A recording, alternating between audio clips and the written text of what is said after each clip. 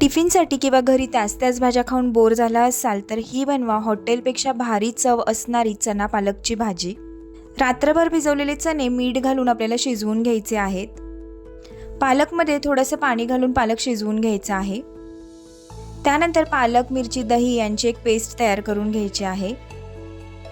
कढईमध्ये तेल गरम करून जिरं, कांदा, आलं लसूण पेस्ट घालून व्यवस्थित परतवून घ्यायचं आहे। हळद, हिंग, मिरची पावडर, धने पावडर, चवीनुसार मीठ घालून व्यवस्थित परतून तयार पेस्ट याच्यामध्ये घालून घ्यायची आहे। पेस्टला चांगलं तेल सुटल्यानंतर शिजवलेले चणे आपण याच्यामध्ये घालणार आहोत। वरून थोडासा मॅगी मसाला घालायचा आहे आणि पुन्हा एकदा 5 ते 7 मिनिटं वाफ काढून घ्यायची आहे।